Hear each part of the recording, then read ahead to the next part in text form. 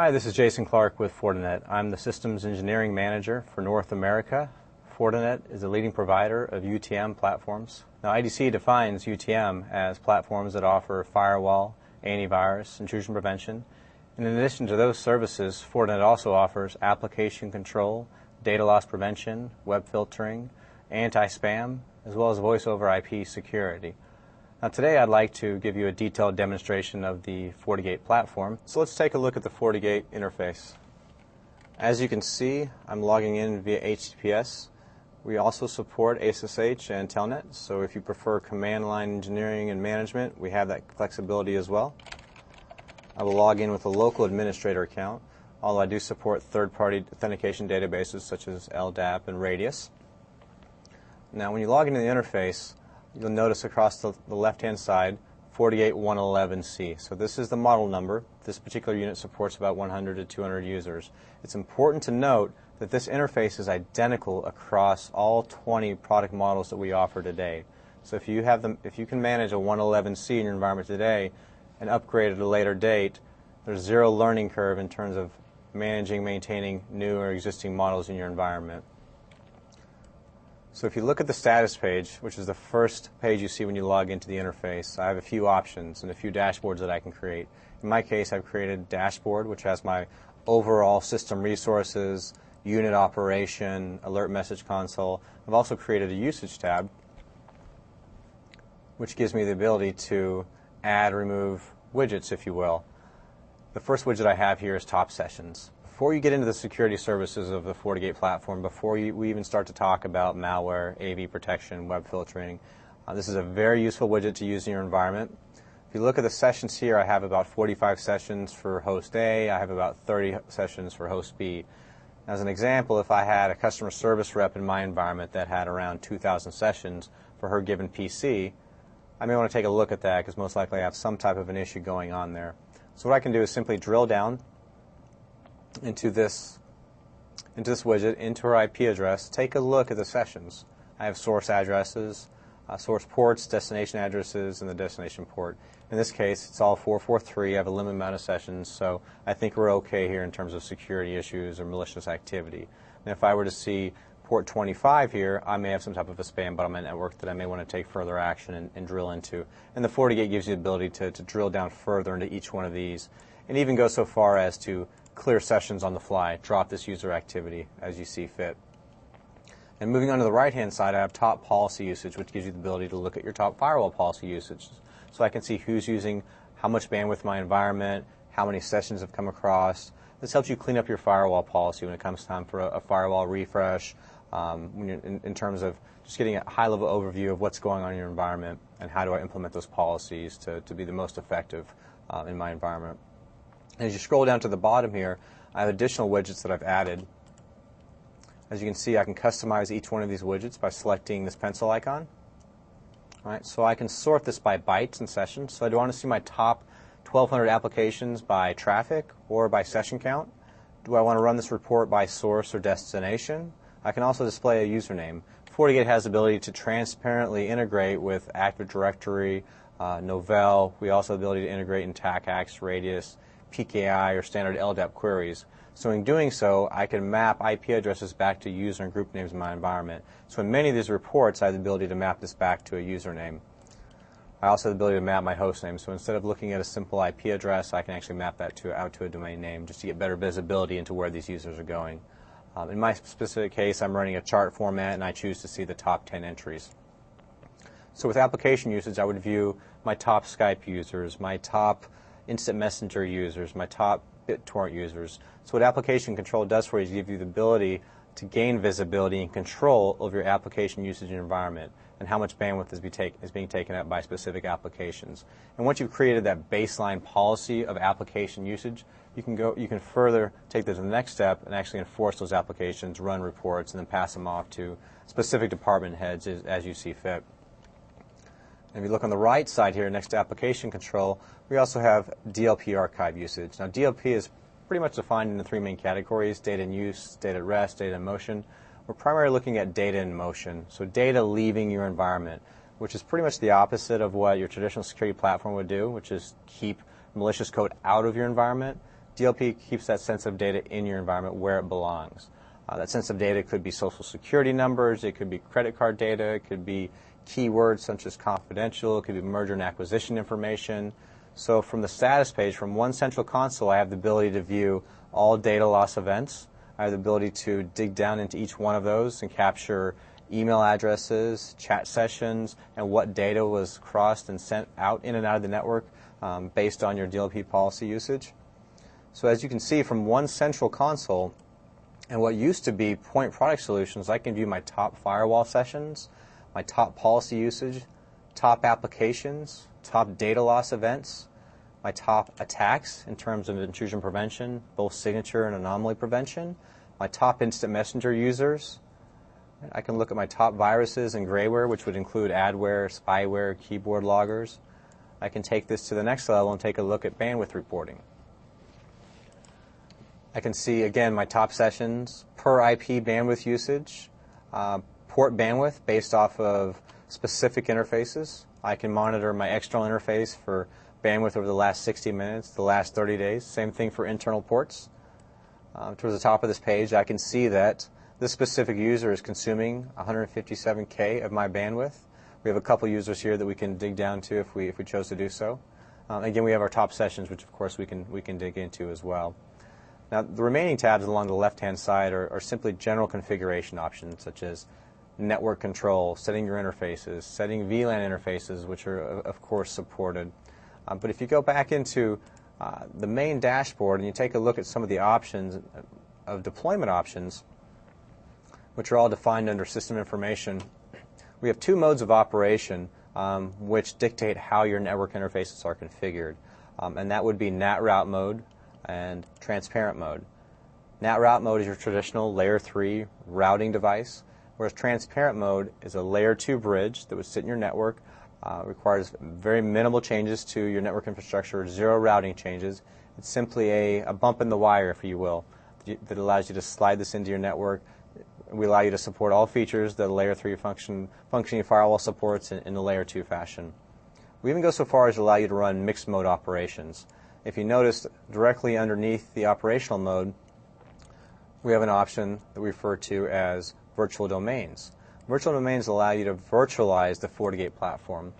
As an example, if you were to take a look at an office building with multiple suites, you could choose to purchase a single FortiGate device. We could take 111C as our example, supports a couple hundred users, place one physical device in a suite complex, and then carve out virtual FortiGates for each one of the tenants.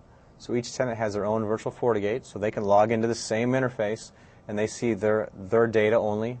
From a security perspective, we have multiple session tables, one for each virtual domain. So this gives you flexibility in deployment options that you wouldn't have with a traditional point product, much less with multiple point products in your environment. Now moving down the System tab, another important piece we have here is replacement messages. The reason why this is important is this is what is displayed to the end users. We display a replacement message anytime we take an action on a given event based off the administrative security policy. If you take a look at HTTP, virus message, if I have an end user that's surfing their personal Hotmail account, whether it's encrypted or not, HTTP or HTTPS, and there's an attachment that's pulled down that we deem as a virus or malware file, we'll display a message, which can of course be fully customized by the administrator, letting that user know what happened, letting them know that we blocked and in some cases quarantined that virus, and then place that in the quarantine and send an alert to the administrator. So each one of these messages can be completely customized by the administrator, even down to data leak prevention. So you look at data loss prevention over HTTP. If you have users that are circumventing your security policy via email or instant messenger and attempt to send out a list of social security numbers or a list of credit cards or confidential data, first we'll block that message, perhaps quarantine that user based off of administrative controls, archive that transaction so you can see exactly what was sent out, and then let that user know just what happened. So another great feature to note within our replacement messages, not only the flexibility and the number of replacement messages that we can display to end users, letting them know what happened in their environment. This would decrease the amount of help desk calls. But another great feature is IAM and P2P control, whether that may be a file block message, blocking specific file attachments that are allowed to go in and out via instant messenger, a specific virus, since we're scanning over AOL, instant messenger, ICQ, and your common instant messenger protocols, data leak prevention. So we're actually intercepting chat sessions leaving your environment or coming into your environment. So again, with data leak, we've seen cases where employees choose to circumvent their traditional security policy, whether it be web security, email security, FTP, and they'll choose to use what they think is a secure mechanism, perhaps AOL Instant Messenger. Well, we have the ability to intercept chat sessions if they're sending out sensitive data, social security numbers, credit cards, whatever you deem as sensitive in your environment. Intercept that, block the transaction, quarantine that user, intercept the chat message, and send them back a chat message, giving them a secure line to call to discuss the issue that just occurred or the data loss event. So we give you the flexibility on a number of protocols, a number of events, fully customizable with your own HA, with your own HTML, with your own JavaScripting that you can pull into your replacement messages. Now moving down to the administrative controls, one interesting fact about our administrative profiles is we give you the ability to create custom profiles based off the needs in your environment. As you can see here, I have an admin profile, which may be a super admin or my general administration staff that has full access to the FortiGate functionality, whether it be CLI or the web interface. I also have a help desk profile. Maybe I have a junior admin that takes in help desk calls, and they have a need to read certain aspects of the FortiGate device when fielding those help desk calls. However, they don't have a need to make any changes. Right, so I can leave firewall configuration blank or muted when they log into the interface, but give them read access to the remaining aspects of the configuration. Now, if we look at the maintenance functionality of the FortiGate device, this is the heart of our services. So FortiGuard distribution network, which we talked about earlier in the session, this is the feature that provides all of the service updates. Right, so when you procure a FortiGate device, it's a single SKU that gives you all of these services, regardless of user count, regardless of licensing costs. It's up to the customer to choose the services that they wish to use in their environment. In this case, I have antivirus, intrusion prevention, I have vulnerability management compliance enabled, web filtering, email, and our analysis service. I can schedule my antivirus and IPS updates on the fly here. Just like you would any desktop antivirus software or desktop personal firewall, I can schedule my updates to check every hour, which will pull down the latest and greatest antivirus definitions, IPS definitions. We also have a unique feature that's unique only to Fortinet, for that matter, and that's a push update.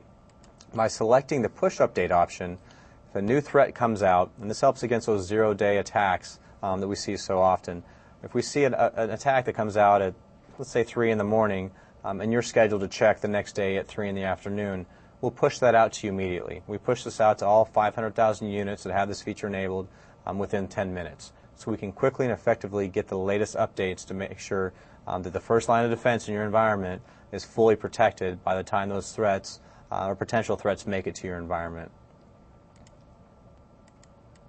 Now moving down to some of the routing functionality we have. We talked earlier about the range of platforms that we offer that run from small office, remote office, to high-end, to the enterprise and carrier environments. So with that, we provide the flexibility in those routing environments, which may vary across market segment and size of the organization. So we offer RIP, OSPF, BGP, and multicast. So if you have a need, we have the ability to integrate in those types of routed environments. Now, the heart of the configuration of the FortiGate is based off of our firewall tab. Regardless if you use this as a firewall or not, we have the ability to create firewall-like policies or security policies. If you take a look at the Firewall Policy tab and select Create New, I can quickly view my firewall options. So by creating a policy here, I can select my source interface or zone. A zone would be the equivalent of 5 or 6 interfaces or 5 or 6 VLANs that you may want to group together. They're going to have similar policies. For example, I have AP1 as my source. AP1 is a wireless controller which has 5 access points on it. They all have, it's a guest network, so they all have equivalent, very similar firewall policies. So we're going to group this policy together in a zone. I can specify my source address. Now my source address could be an IP address, it could be a range, it could be a fully qualified domain name or a subnet. We'll just select all in this case. So this is all zeros, so that's everybody on my internal network, or wireless network rather. we'll select the destination as FiOS, which is our internet provider here, and the destination address as all again, which would be the equivalent to the internet. I can lock these services down as well as the schedules, so I can set a specific time frame that I want to set this policy to. For example, if I have a contractor where his contract expires at the end of the week at 5 p.m. on Friday, I can set this policy to expire at that exact same time. Right? So that decreases the amount of administration time from a help desk perspective from adding and removing user accounts from your existing database. And I can do the same thing with services, so I can create an existing service or utilize an existing service or create additional custom services. I can group all of these together. Now, some customers may choose to have a web services group, which includes DNS, HTTP, HTTPS, maybe mail, and just to lock down your security profile from a policy perspective. Once you've set your services, your schedules, your source and destination objects and interfaces, we now choose an action. The FortiGate offers 4 actions to take on any of these policies. The first one is accept, which would obviously accept the traffic based on the requirements we set forth in the policy. The second would be deny, which would obviously deny the traffic. And of course, we have the option to log the violated traffic and then place comments on this policy.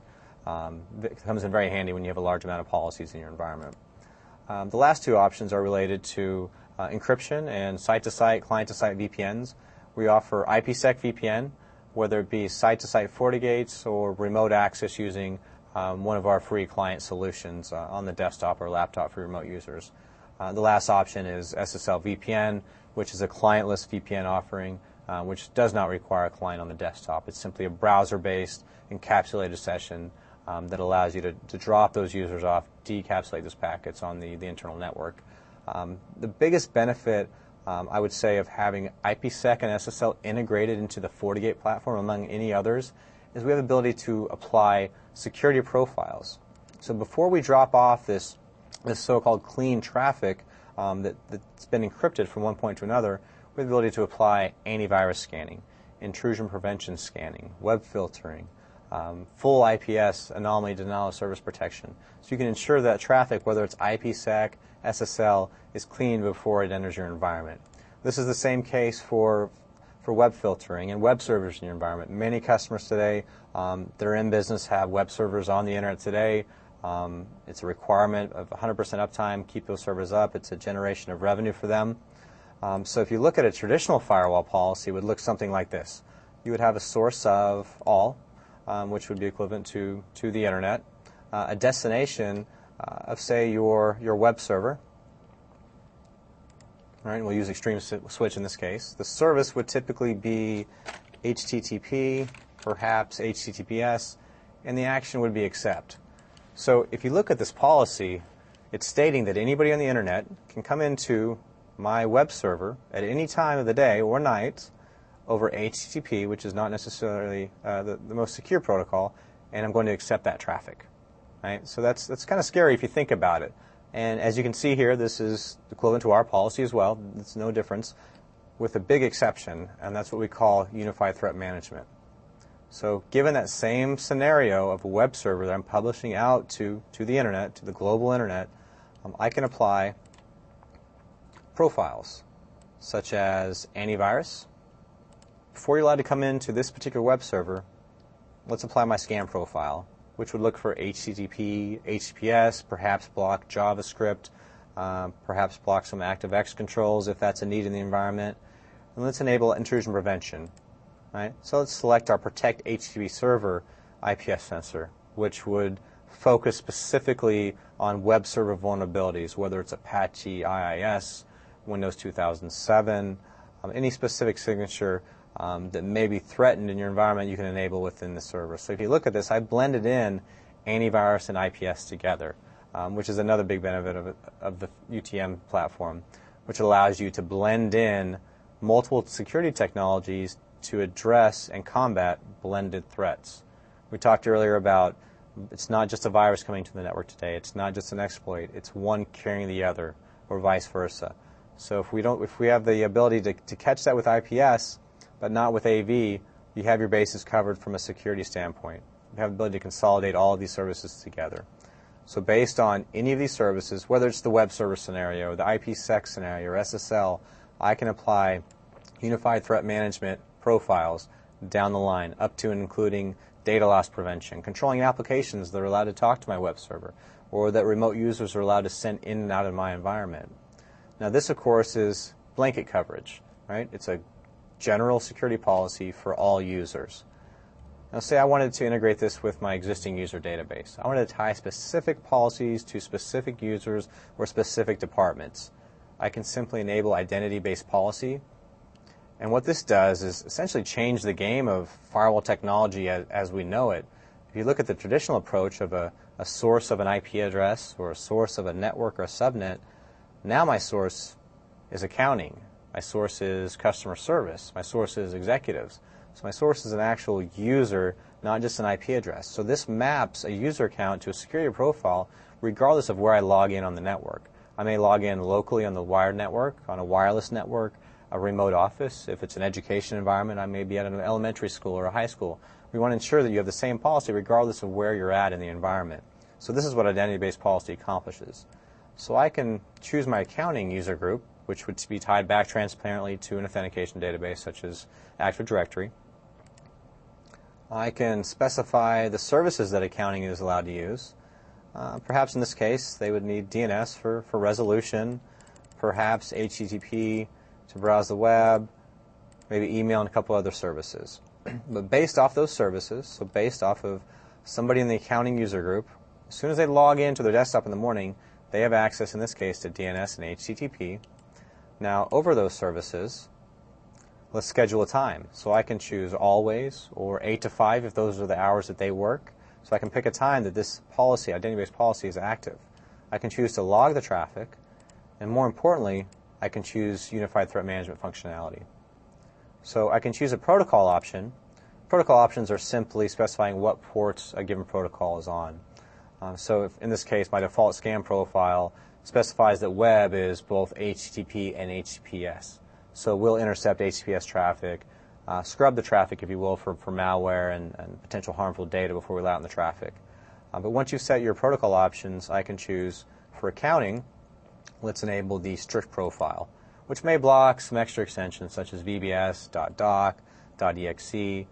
In addition, we'll scan for viruses over all the common protocols that the FortiGate supports. In addition to antivirus, we'll enable intrusion prevention, which would include all 4,500 of our signature-based definitions and attacks. We'll select all default paths, which would take our recommended action out of the box configuration. I can apply a web filtering policy simply for accounting or a strict profile. So if I log in with accounting, at this point, we have accounting has access to DNS and HTTPS at any time. However, we're going to scan the traffic with the strict profile. We're going to apply the all default pass IPS profile. We're going to apply the strict web profile. We're also going to apply an anti-spam profile for this user. In this case, we'll use the scan profile. Now, since they are in accounting, we may have a specific accounting policy that we want to deploy for data loss. They may have access to sensitive financial records, so we may choose to specify a content archive profile for these users, or perhaps a credit card profile, which would look for all Visa, MasterCard, American Express numbers, traversing HTTP, HTTPS, email, FTP, and your chat session protocols in an email body or even within an email attachment as well.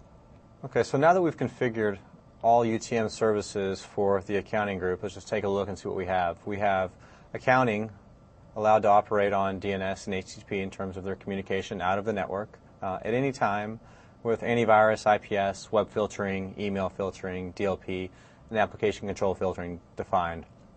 Beyond UTM services, we also have the ability to apply traffic shaping. So perhaps the accounting group does not necessarily have the need to take full bandwidth capability for the protocols we're allowing, such as HTTP and DNS. So I can apply a low priority bandwidth based on their login credentials. Keep in mind this is tied back to their existing credentials. In this case, it could be Active Directory. So they've logged in the morning, they've logged in with their credentials in the accounting group. Now they're receiving a new security policy that we can now enforce based on those credentials, regardless of where they log in on the entire network. And on top of the services, we're now applying a bandwidth shaping policy to that specific user. We also have the ability to do reverse traffic shaping for that user for inbound as well as outbound traffic. So once we've defined our traffic shaping policy, we can simply select OK on our identity-based policy. Essentially what we've done is decrease the amount of firewall policies that are necessary to implement a security policy. I have a single firewall policy with multiple identity-based policies. Rule 1 is tied to the accounting users, and I can simply select Add to apply a secondary policy, let's say for a guest user or contract user. Maybe guests only have the access or only have a need to reach SMTP traffic. They only need to send and receive email in this particular environment. And I can come down the list and apply, again, UTM traffic profiles for my guest environment, whether that's antivirus, IPS, web filtering, DLP, and perhaps give them, again, a low traffic shaping priority in terms of bandwidth management. Select OK. Now I have a single firewall policy again with two sub-policies, both tied back to identity-based users. So if you look at this policy as a whole, it's completely changed the way firewall methodology operates. It's no longer a source of a network or an IP. It's no longer a service of port 80 or SMTP. It's a source of accounting, a destination of an application. That application could be Google Talk. It could be BitTorrent. If this was an IT policy, perhaps I allow BitTorrent out with a low priority bandwidth based on their login credentials, but all other users I block based on that application. So once you've completed this overall security policy, I can select OK. We also have a few other options we can set towards the bottom of this tab, which I'll cover later on. So now at this point, my policies are read top to bottom. They're broken apart based off of interface. So I have AP1, which is a wireless access point, multiple wireless access points for that matter, with a destination of my internet access. I also have a port 1 to fileless policy, which may have multiple rule sets involved in this, each one with a security profile applied. That security profile could contain antivirus. It could contain any of the UTM services that we offer.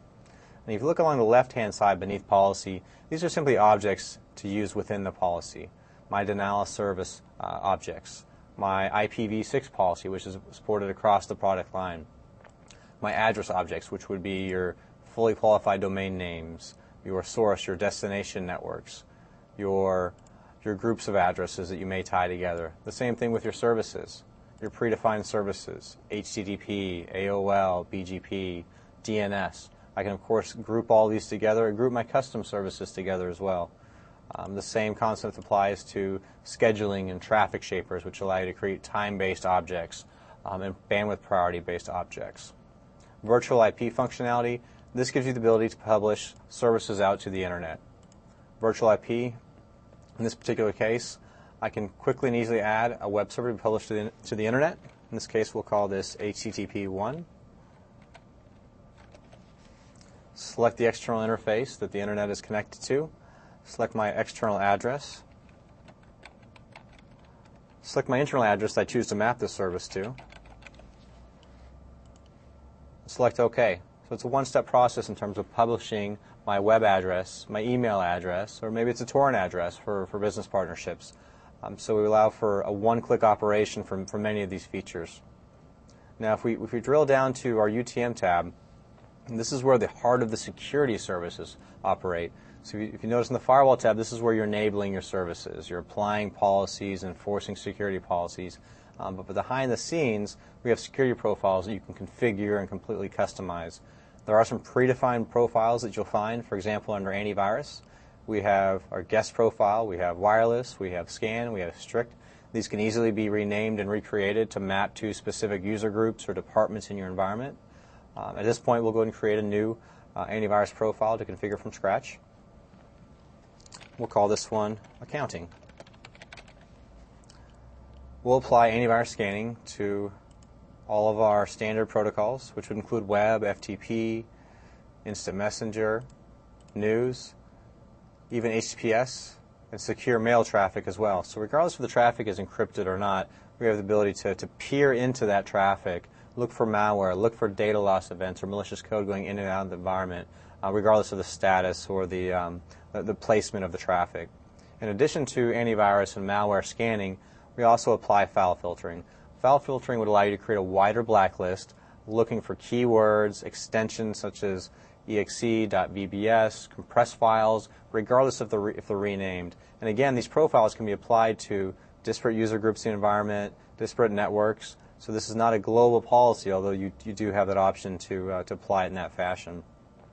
Now, some customers choose to quarantine their malicious code, files that may be infected. Within the antivirus profile, we do have that capability.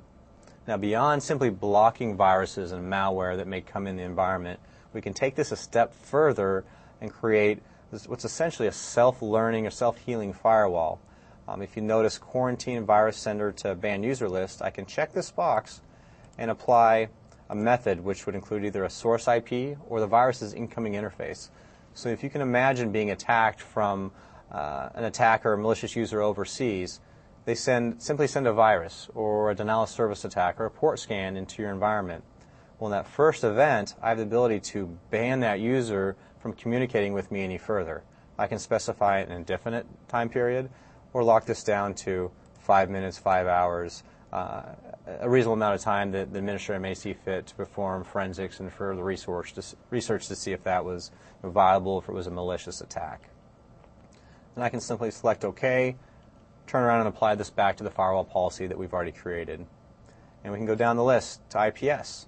And so if you look at IPS, it's broken down by sensors, which would include 4,500 plus signatures today, ranging from SQL attacks to Microsoft attacks to Apache to FTP to known vendor exploits.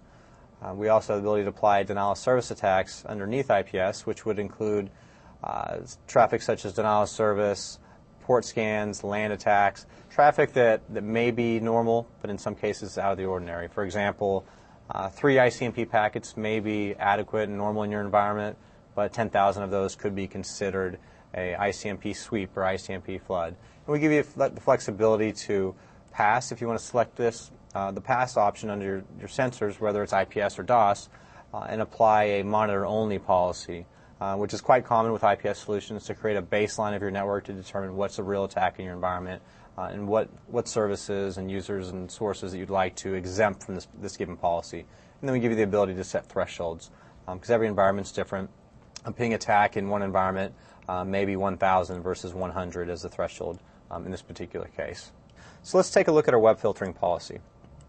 The initial step to configuring a full-featured web policy is to first configure your profile. As the same with AV, intrusion prevention, the other services, we have default custom templates that you can take advantage of. We'll go ahead and edit one of these, which is scan. Simply select the object and select edit. And I can, of course, rename this and place a comment.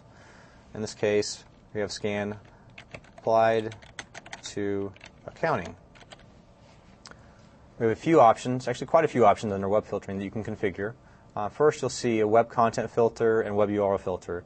This is your white and black list. So the list of URLs or the list of keywords that you'd like to allow your users to access regardless of what Fortinet marks down as the rating for that specific category or site. That would be the same with keywords. An example may be your company name. That regardless of what Fortinet says, you want to allow that out, in or out of your environment. This could be on the flip side. You could utilize this as a blacklist. You may have specific sites that you want to allow, that you don't want to allow your users to get out based on FortiGuard rating. We also have another interesting feature within web filtering. This is called Safe Search. We have Safe Search capability that you can apply to Google, Yahoo, and Bing. This would enforce safe search image searching for end users. It's very popular in education environments where students may turn off the safe search functionality in the browser, allowing them to access nefarious images, malicious code. We have the ability to essentially turn that service back on each time those users turn it off. Now, to get down into the dynamic service offering, which is again based off of our FortiGuard distribution network, we have today roughly 85 categories and subcategories. Again, this blends in with the whole UTM methodology. A good example of this would be proxy avoidance. We, of course, have a proxy avoidance category, which is very popular. The majority of environments would block proxy avoidance. So we'll go ahead and select block here. We'll select log, but we'll also choose override. Say the IT staff would have the need to perform research on these as they receive help desk calls to validate if, in fact, this is a proxy avoidance site. So in this case, I've set my proxy avoidance category to block. However, with proxy avoidance, there's a number of sites that creep up on an hourly basis. It's very difficult to keep up with. Fortinet happens to have a very high catch rate, not just in terms of proxy avoidance, but from a web filtering perspective overall. Still, we give you the flexibility to blend in application control and take advantage of our proxy avoidance category. Since we are a Layer 7 service offering, we talked earlier about defragging packets in the stream to get that big picture of what's going on in the environment.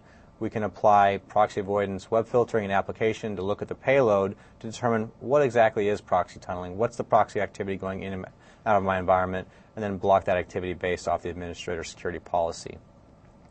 So we have a few options on each one of those, and in addition to block, I have the ability to allow the traffic, block it, select overrides, logs, and even SSL exempt. SSL exempt could come in handy for healthcare and banking institutions where due to policies, whether it's HIPAA, PCI, they're not allowed to scan end user traffic when that may be encrypted. If you look at a banking site, Bank of America, it may be a difficult situation where an environment to actually scan that traffic for encrypted data. So we give the ability to exempt that from any type of scanning in the web filtering database. Now beyond the generic options, on each category and each individual subcategory, we can set quota-based usage. Some environments where I may allow a general interest category, I may choose to log that traffic, but I may block an individual category underneath that. If it's a research institute or an IT department, I may block hacking and allow override. So that's one option to allow those users to bypass the traditional blocking policy. If I were to allow this based on the user group, I can simply set a quota. So the IT staff, based on their login credentials, is allowed to serve hacking sites for, let's say, 1 hour a day. All right? Once that time is exhausted, the end user will receive a message letting them know that they've exhausted their quota for that specific category. And again, this is tied not just to an entire web filtering database or policy, but tied to specific categories, which is in turn tied back to user databases. Now moving beyond web filtering, we have the ability to apply data loss sensors in a similar fashion. These are based off of rules, which a rule could consist of an attachment, a file size, a user, a document. A compound rule would consist of multiple rules. I may have one rule that's defined as HTTP Visa credit cards. I may have a second rule that's defined as SMTP Visa credit cards, Amex, and so forth. So I can compound those rules together to limit the amount of sensors I may have. So once you've created your rules, your compound objects, you apply those into a sensor. And we'll take a look at some of the default sensors that we have in the platform today out of the box. First, we'll take a look at Content Archive. We'll select our Content Archive object, select Edit. Now in this case, I have logging enabled. I have a secondary option here similar to our antivirus functionality, which is enable NAT quarantine logging. Meaning if I see a sensitive data breach, social security number, credit card, whatever that may be in your environment, I have the ability to quarantine that user, prevent them from accessing the FortiGate further based on a time period or based on the time that the administrator releases that user. But within each of these sensors, I have additional rules. In this case, since this is a content archiving rule, I have 4 sensors applied. All email, all FTP, all HTTP, all IM. And what each one of these is doing, if we would take a closer look, my action is none, meaning I'm not doing anything. I'm not blocking the traffic, I'm not banning it, I'm not quarantining the IP address. My archive is full, meaning I'm archiving not just the body and the subject line, but I'm archiving the attachment of the email as well. I can, of course, disable this or do summary, which will just give me the basic email information. I have a severity set to this, and this is defined by the administrator. When you write your security policy, this gives you the ability to map your security policy to your security enforcement. In this case, it's a low priority. I'm simply archiving all the emails in and out of my environment. Right, now, if this were, let's say, a more severe data loss event, we may take a little different action. So let's look at credit cards. So in this particular case, I may enable logging, enable NAT quarantine logging, and I have 4 rules here as well. I'm looking for Amex, Visa, MasterCard over email and HTTP communication. So this would be your SMTP, IMAP, POP3. I could, of course, add instant messenger protocols to this as well. If we take a closer look at each one of these rules, I can change my action to ban the sender, quarantine the IP address. So if I see a credit card come out from this particular user group, let's quarantine that IP address, go ahead and archive that email or the communication vector is sent out on, and let's quarantine these users for 5 hours. Let's give the department head a chance to do some further forensics and research. And I would consider this a priority 3. So we've changed the severity for this particular case. Now I can in turn apply this sensor back to my user group. So this can be applied to my entire environment, depending on the type of the organization this device is deployed in, or I can apply this to individual users, subnets, groups, and so forth. Now if we move on to application control, which we consider a threat as well, and if you look down the list of our UTM options, there's quite a few threat mechanisms that we can deploy. And a lot of people ask me, what is Fortinet? Is it an antivirus company? Or is it an intrusion prevention company? Is it a web filtering company? It is, but overall we're a true threat prevention company. Regardless of where the threat comes from, what the vector is it instant messenger, is it FTP, is it a virus, is it IPS, is it a data loss event? That's a threat to us as well. And if you look at application control, there's a threat that came out about 6 months ago with Google Talk, a very reputable product and application, a very good business tool, where there was a phishing attack that captured user credentials. Well, in many cases, and you can use an intern as an example, the credentials they may use for their Google Talk account could be the same one they're using for your Windows 2000 server or a critical HR server in your environment. So at that point, a legitimate application becomes a threat. So when you look at Fortinet as a threat company, we're a true threat prevention company. And with that, we'll take a look at some of the applications that we see as threatening and what you can do with some of those applications. And again, these are all built off of sensors. So we maintain continuity throughout the application and the operating system itself, just to make for ease of management, ease of deployment, and ease of administration. So the first one we'll look at here is one we have called All Monitor. Now, if you can imagine placing this device in your network tomorrow and, say, giving it a 2-week run to take a look at what's going in your environment, after applying AV, IPS, web filtering, instant messenger security, data loss security, application, I can run a report at the end of the 2 weeks and tell you how many viruses would have come in or left your environment, how many intrusions, where your web activity was going, where your email activity was going, how many data loss events occurred, how many credit cards left your environment, how much sensitive data was maintained, and how much of it left your environment. I can also tell you what application usage took place.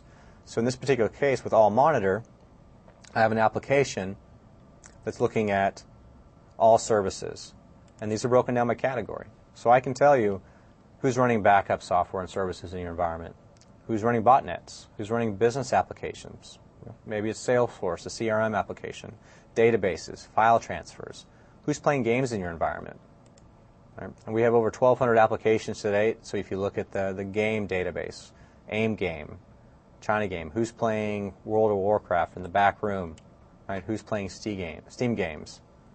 And if we go down the list of categories, who's running instant messenger in your environment? There's a number of IM applications that I'm sure many of us have never used at this point. There's obviously your standard applications that are very popular, such as AOL, Yahoo. What I tell a lot of my clients, if AOL is required in your environment, or if IM is required in your environment, pick one, stick with that, take advantage of our application control and control access through all the others.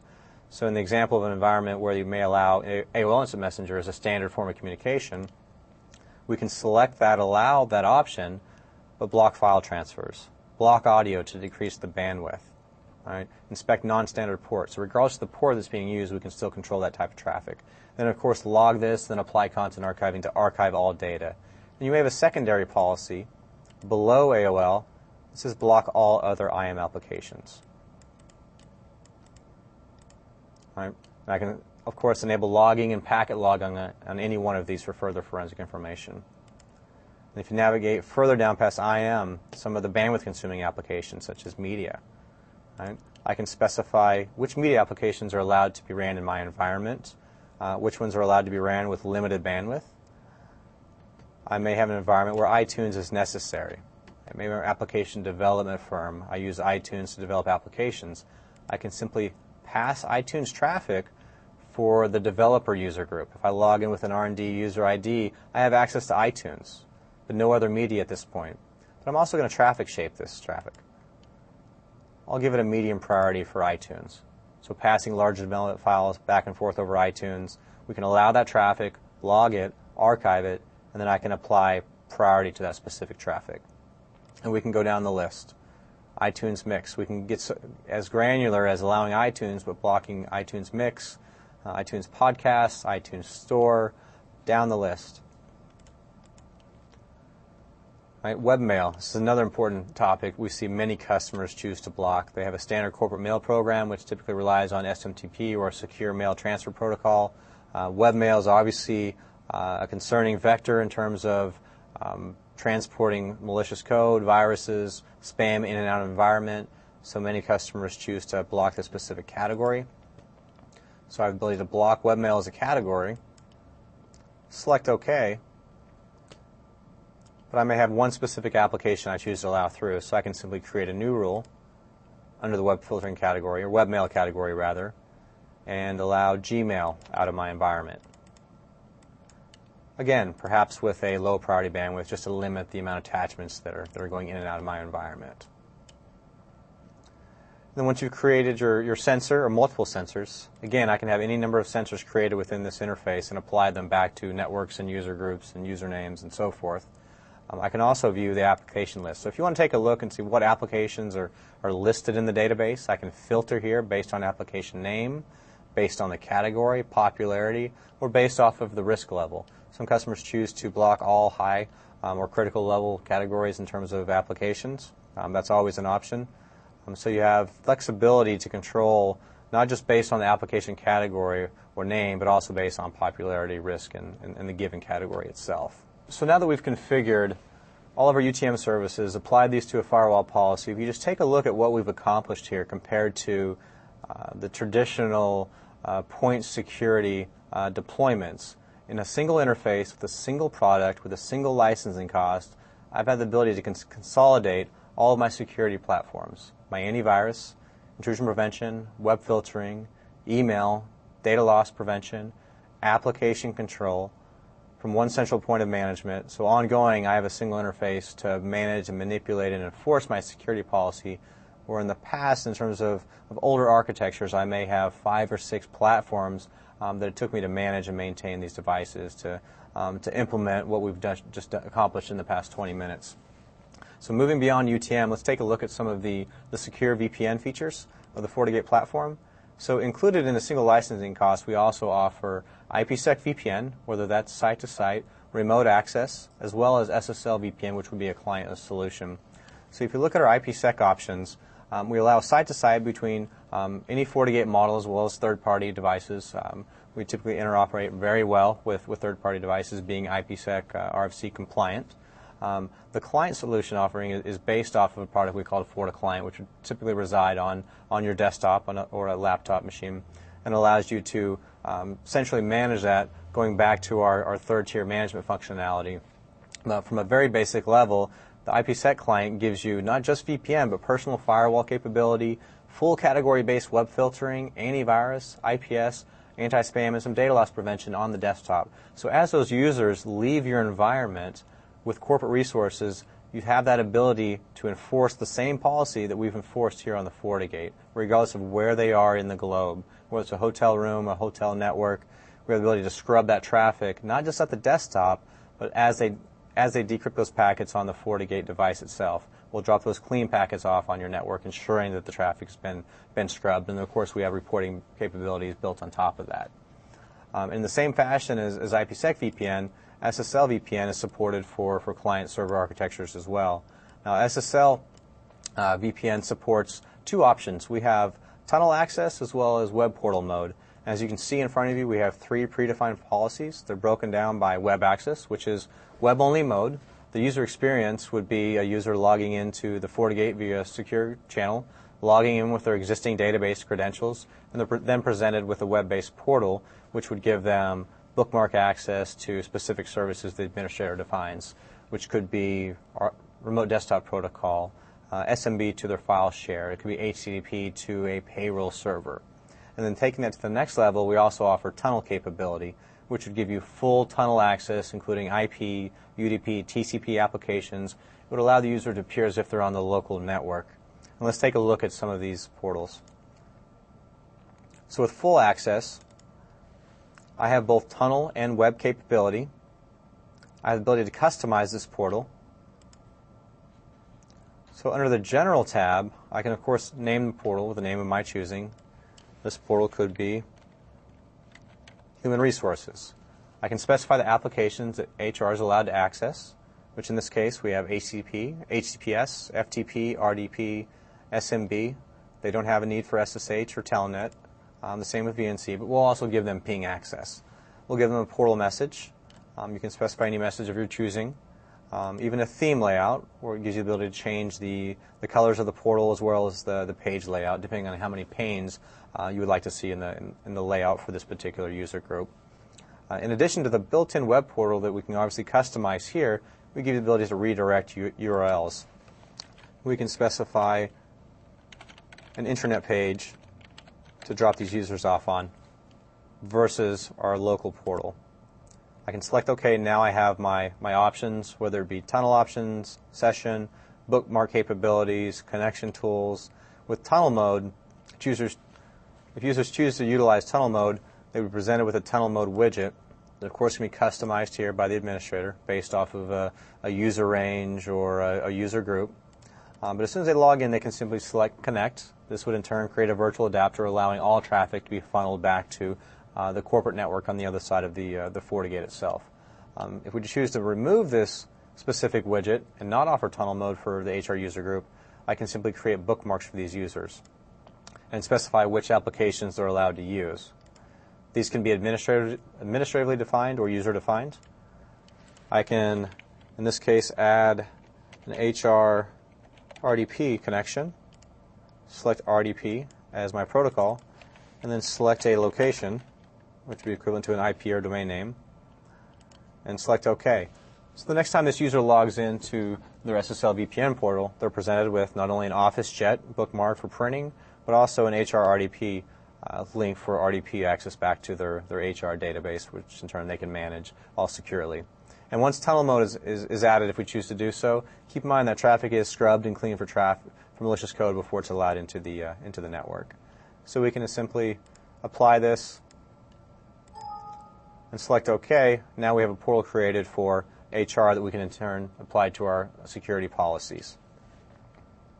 We have some additional controls within SSL, such as virtual desktop applications, which allow you to virtualize that desktop, which comes in very handy in kiosk situations where you may have traveling users that may log in at a hotel kiosk or an airport kiosk, which would block things such as USB applications or disks or file sharing or printing off of that computer. And it essentially cleans up the trail of user activity before they leave that particular kiosk. Then, of course, I can monitor all users at any given time, showing me their username, their source IP, when they logged in, and the description of what the connection is. And then in addition to that, we have reporting capabilities for both SSL and IPsec VPN. Now, we've talked a lot about identity-based policies and VPNs and users. Of course, this requires some type of authentication. And one of the key features of the FortiGate platform and application is the ability to tie back to multiple database objects. If you look under our Remote tab, we have the ability to tie into LDAP, Radius, TACACS. I also have the ability to tie into PKI if you choose to do certificate-based authentication, but also directory services.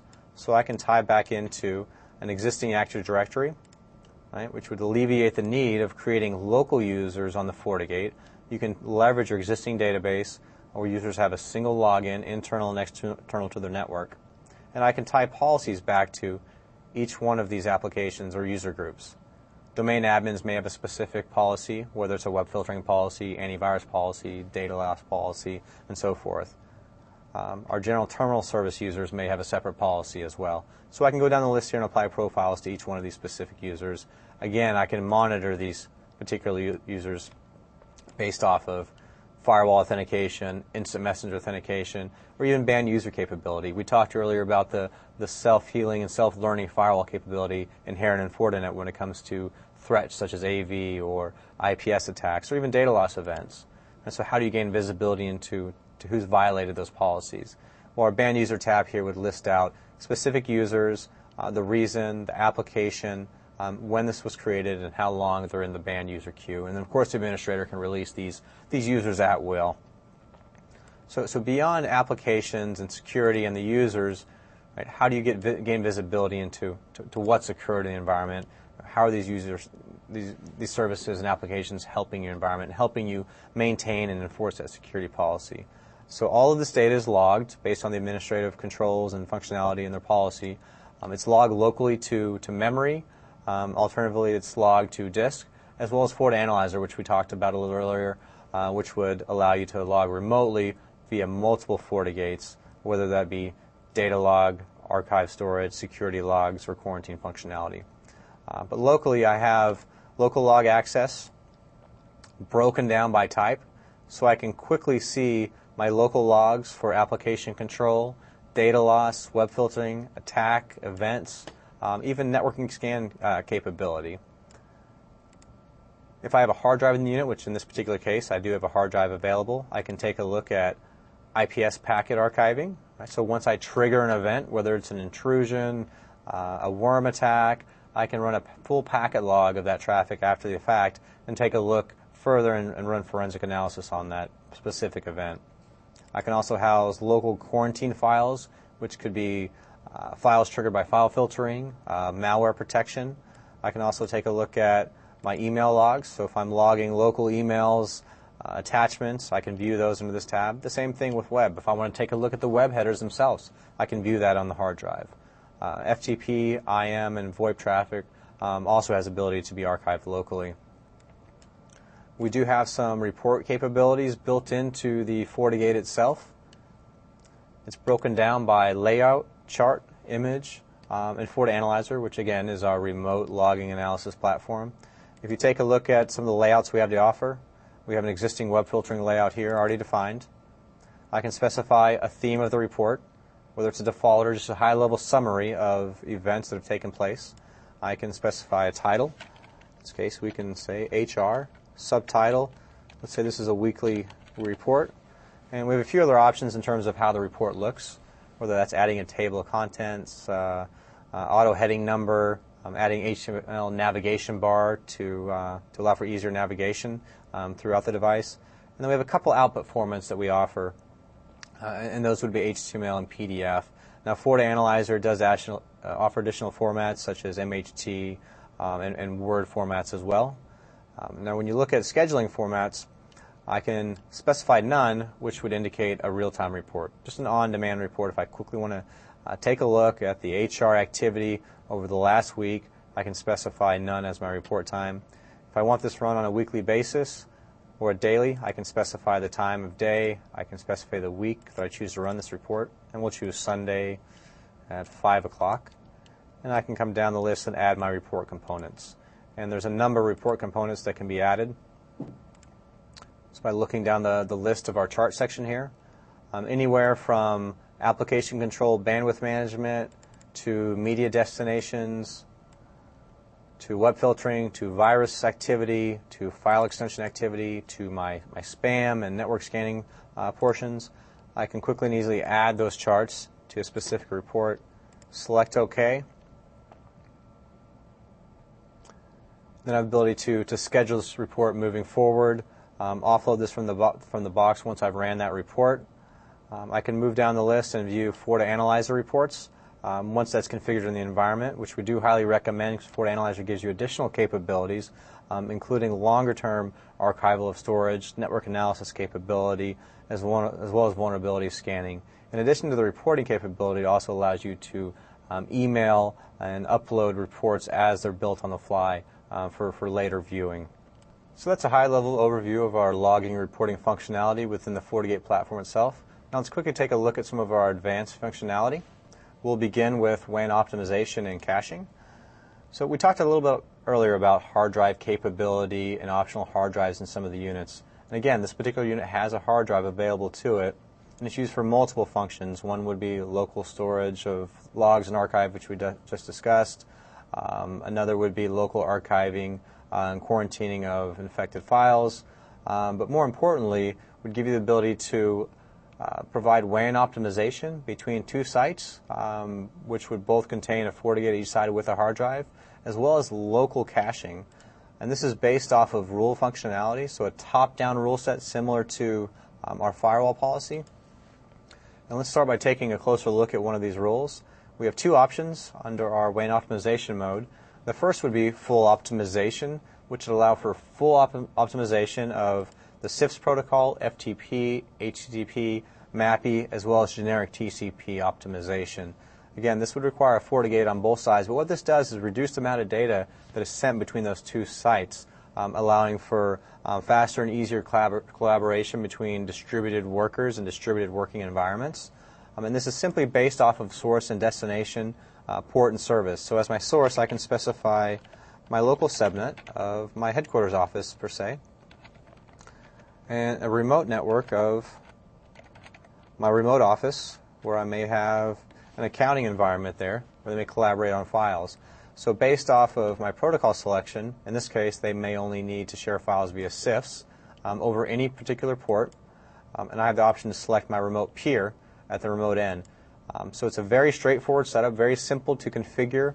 There's many WAN optimization options out on the market today. This gives you the flexibility of adding in WAN optimization capability without any additional cost or any additional hardware to be deployed in your environment. Another benefit of this that I mentioned is web caching only. If it's a single site deployment, in many cases you run into a point where you have to make a decision to upgrade the bandwidth or take a look at optimization services such as bandwidth management, which we also offer here, or web caching. So by enabling web caching on a FortiGate unit with a hard drive, I have the ability to specify a source of my local network. So I can specify all of my local users going out to the internet or business partner on any port, cache that data. Right? So now I have the ability to cache web pages based on a time limit or size, which the administrator can, of course, define a quote on. And this essentially would improve the end user experience in terms of web surfing capabilities, whether that's HTTP or HTTPS. And then I have the ability to monitor this activity as well and view caching. So under the monitor section, I can actually take advantage of WAN optimization and see in real time how this is affecting my environment. What is the reduction rate for each one of these protocols on the LAN side and the WAN side? So you can see in real time that the product is actually working in an environment that's configured properly and is doing its job. I can also take a look at my cache settings. How do I set my cache setting? What's the minimum TTL? What's the maximum TTL for a website or an image to be stored on the local disk? We also have some exemptions for sites that change frequently, which you may opt to exempt outside of the caching capability. We give you that flexibility as well. And then moving on to something a little different outside of the caching realm, and that's on the desktop end. With the FortiGate platform, we give you network access or a network admission control capability based on a client offering.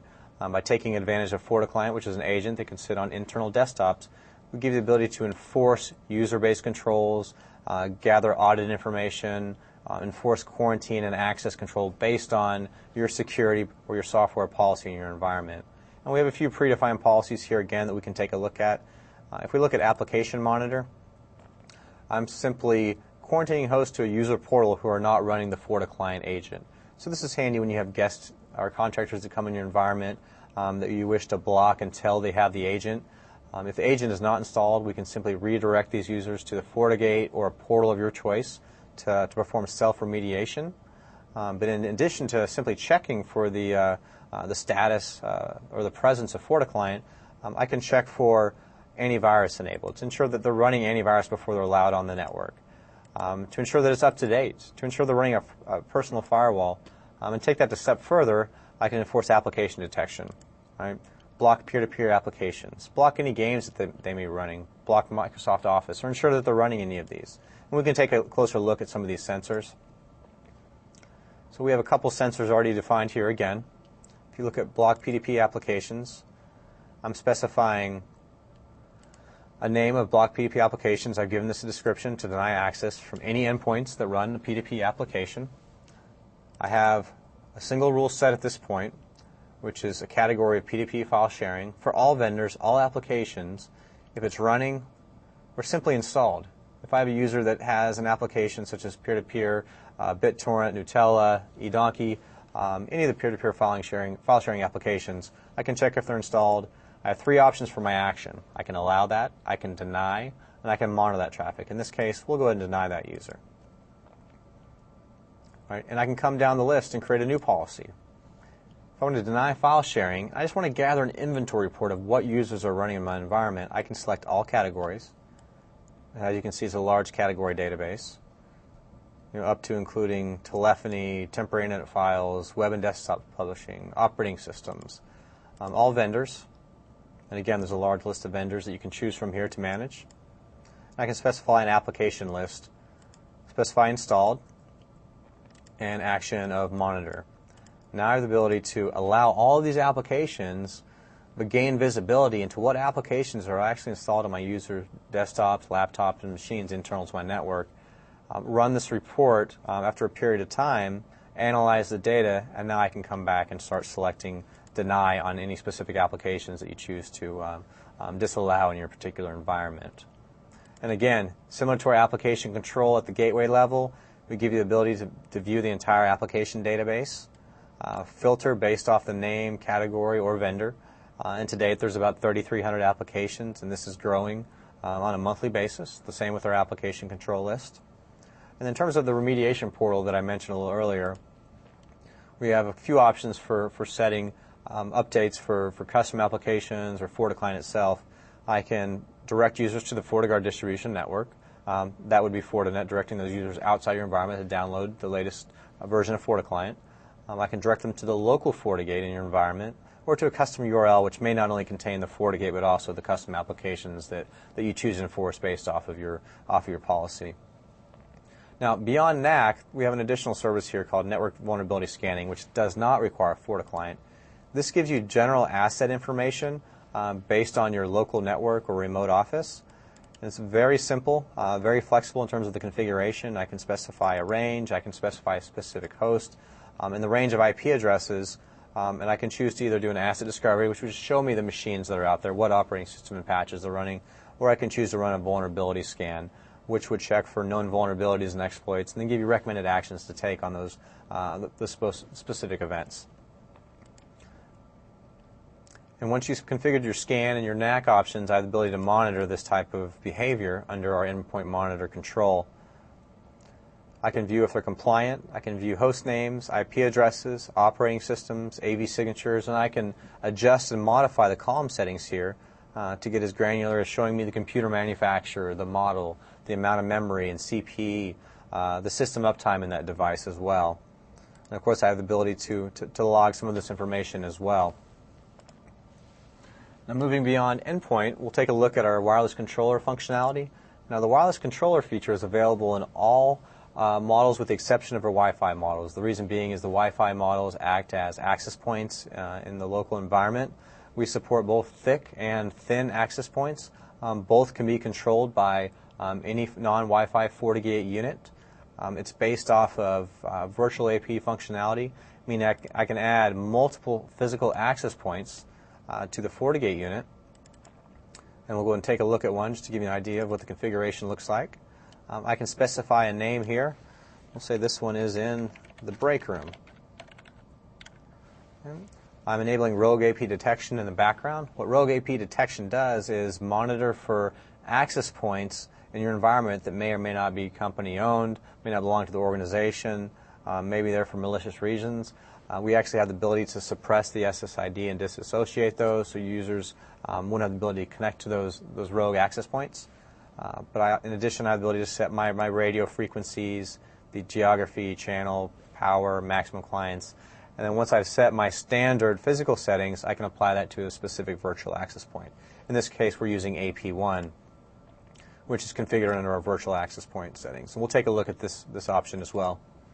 So I've specified my SSID. In this case, it's Fortinet. I choose to broadcast this here. I'm using WPA2 as my security mode with an encryption level of AES with pre-shared keys, although I also have the option to use radius configuration over pre-shared key if you want some advanced level of authentication.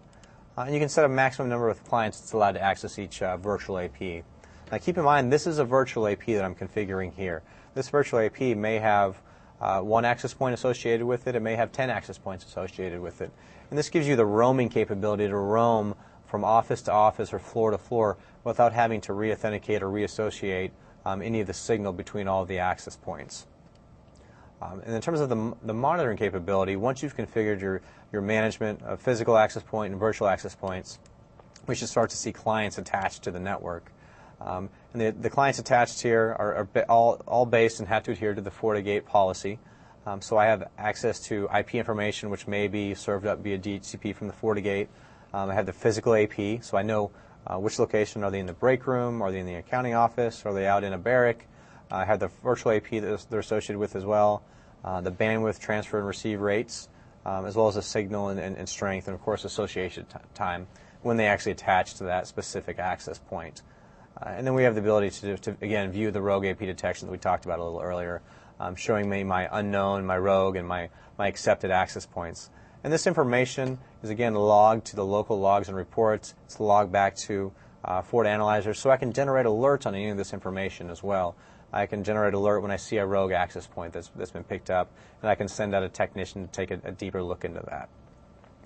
So this concludes our advanced topics in covering our additional feature sets. I hope you enjoyed the demonstration here.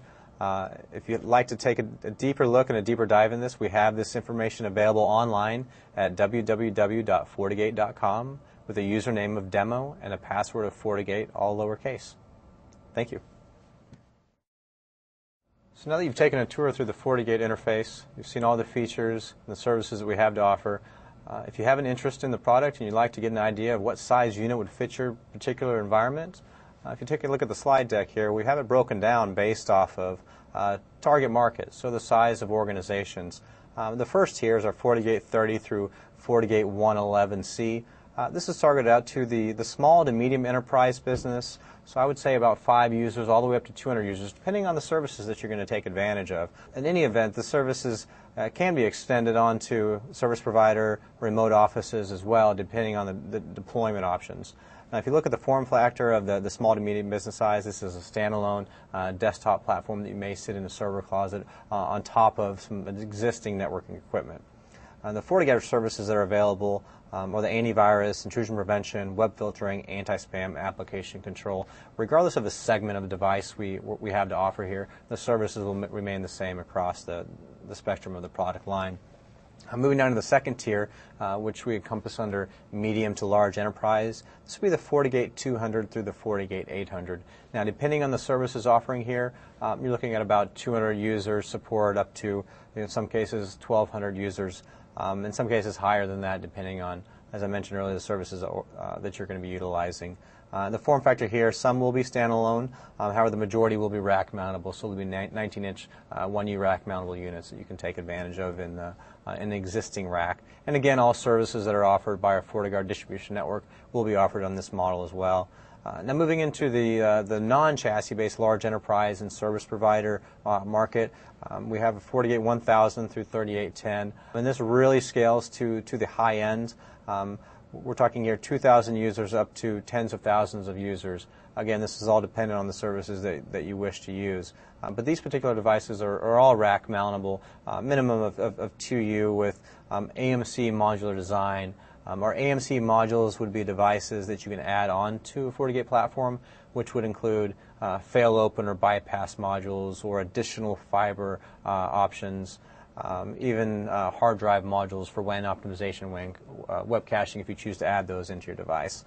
And then on the high end, on the ATCA chassis-based line, which would include a 2, a 5, and a 14-blade chassis, we're looking at a FortiGate 5000 series, which is more on the carrier service provider data center side, which is looking for scalable deployments up to near 200 gigs of throughput with some of our technologies. And this is a modular design again, where I can add blades to an existing chassis to give you room to grow, give you scalability to meet your business needs.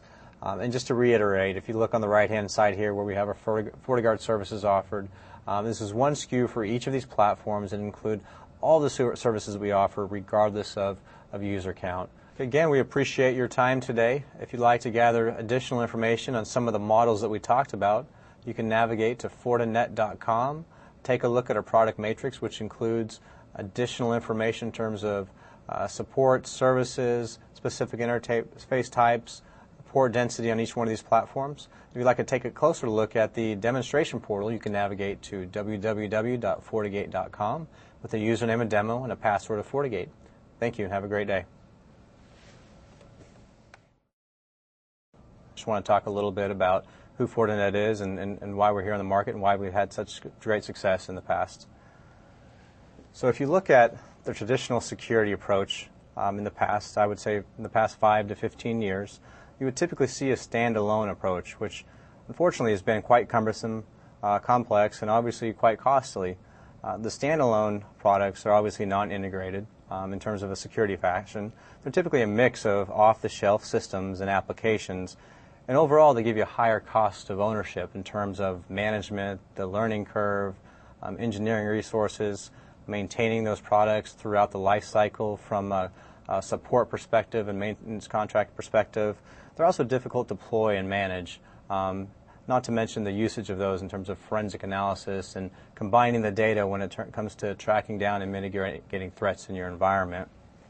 Now, if you look at Fortinet and what we've been able to do over the past 10 years, Kinsey, our founder, had a vision of consolidating traditional point products, and he believed that we could do that on a consolidated, single, secure, fast platform. So Ken developed the world's first ASIC chip that was built upon antivirus technology, firewall, application control, IPS, and had the ability to run all of those without being a bottleneck or increasing latency on the network. So if you look at the diagram we have here on the slide, we've had the ability to consolidate all of these services, including web filtering, including VPN, even going so far as including WAN acceleration and optimization into the platform itself. So this gives you a real-time, integrated security and intelligence architecture that's also ASIC accelerated. So ASIC accelerated chips give you the ability to dynamically add content at a very high rate of speed. It's designed to run services over and over again, such as scanning for viruses, scanning for security services, and with that ASIC chip and with that consolidated design, that lower total cost of ownership gives you the ability to easily deploy, manage, and effectively utilize your security platforms throughout the life cycle of your security architecture. Now, when you look at Fortinet's product portfolio, we're based off of a 3-tier architecture. That first tier being the FortiGate platform, which would typically sit at the edge of a network, a perimeter of a remote or small office, as well as core or acting as an interdepartmental firewall. The FortiGate itself offers you your firewall services, your VPN, both IPsec and SSL, and then all of our Layer 7 services, which we'll talk about in the upcoming slides, as well as the demo. Now, the second tier would be our FortiManager platform, which is also purpose and hardware built, that allows you to essentially manage, manipulate, and procure and provision your devices across your entire infrastructure. FortiManager also gives you host-based security control utilizing our FortiClient application. Now, the third tier would be FortiAnalyzer, also based on the hardware platform, again, purpose-built. We try to maintain continuity between all 3 platforms. We maintain that continuity in terms of the administration, look and feel, and maintenance perspective. But FortiAnalyzer acts as your centralized logging, analysis, forensic analysis, reporting, and archival tool for the entire FortiGate family of products. Now, to take a closer look at the FortiGate UTM lineup, we've broken our platforms up into 3 tiers. You have your small and medium office, which also includes remote office installations, as well as your enterprise platforms, being both large and mid-sized enterprise. And on the high end, we have our service provider and large data center platforms. Now, we have a few unique features to the FortiGate platform across the line here. Across the product breadth, we've been able to maintain the same ASIC technology that gives you those high performance rates without being a bottleneck on the network. We maintain a common operating system, which again is a purpose-built operating system, a common platform, which would be your FortiOS application services across all platforms, large and small. We also maintain that single management interface from the low end all the way up to the high end. We are also based off of performance. So the performance-based models without any user-based licensing. The way we procure devices is based on a single SKU, which offers you all the services that Fortinet maintains, including future services, as well as technical support, hardware warranty, without users. So it gives you the flexibility to grow as your company grows. Now, to take a look at the pieces that build out the FortiGate family of appliances and the platforms it's built upon, First, you'll see our real-time protection, which is based off of our FortiGuard distribution network or our FortiGuard real-time updates. FDN, or FortiGuard Distribution Network, is a group of geographically dispersed servers. There's about 16 of them today for full redundancy based on the geography of the device and the customer. Now, these servers house our antivirus updates, our intrusion prevention updates. They also house our web filtering, anti-spam, and application control databases.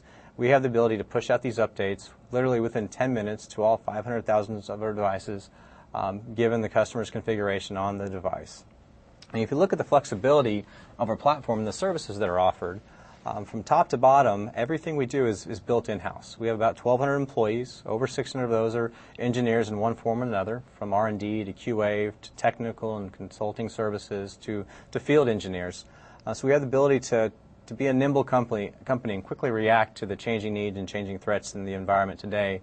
So if you look at the services we're offering, from firewall to AV to IPS, category-based web filtering, anti-spam, application control, data loss, SSL inspection, WAN optimization, and traffic shaping, all on one single platform with one single cost and no user-based licensing. It really decreases the total cost of ownership of the platform, gives you the flexibility to manage and grow with the needs of your organization. All of these services, all of these features are built on top of a specialized operating system.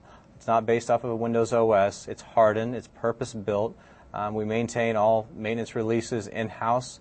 You don't have to rely on a third-party operating system or license to maintain your security platform. This operating system also sits on top of a purpose-built hardware platform. We're not using third-party or OEM hardware platforms to manufacture these devices. They're all built in-house with accelerated chipsets to run services that we run over and over again. Again, for example, IPsec VPN, antivirus, intrusion prevention. We also take advantage of some of our network coprocessors to give you line rate firewall performance. So these platforms are purpose-built. It's the same interface across the line. The primary difference between each platform is the speeds and feeds and the performance, the types of interfaces that you choose to use. So just to summarize the feature set and how we tie these all in together, what it really gives you as an end user, as an IT professional, a security professional trying to maintain an organization and a network that's ever changing, it gives you the ability to deliver overlapping but yet complementary security needs that offers both flexibility and at the same time defense and depth in terms of your security feature set. Thank you.